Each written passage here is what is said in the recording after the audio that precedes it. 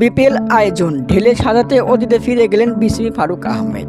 সে 2012 সালে বিপিএলের প্রথম আসর যেভাবে যে নিয়মে শুরু হয়েছিল, ঠিক একইভাবে আগের নিয়মেই থেকে শুরু হবে এবারের বিপিএল, জানিয়েছেন বিসিবি ফারুক আহমেদ। রাজস্বের ভাগ চাইছে ফ্র্যাঞ্চাইজি দলগুলো, বিসিবি ফারুক তাতে রাজি হয়েছেন। 2012 সালে বিপিএল শুরু হয়েছিল রাজস্বের ভাগাভাগির মধ্য দিয়ে।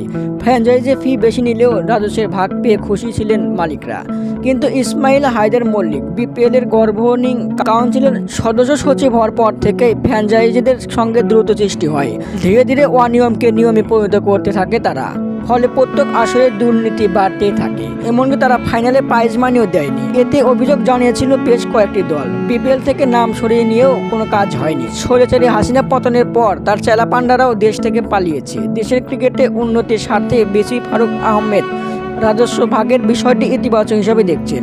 তিনি বলেন, আমি ফ্র্যাঞ্চাইজিদেরও সুযোগ সুবিধা দেব। দেশের ক্রিকেটে তারা অনেক টাকা খরচ করেছে, তাদেরকে কিছু ফেরত দেওয়া উচিত। ফ্র্যাঞ্চাইজিদের কিছু চাইতে হবে না, আমি নিজেই দিয়ে দিব।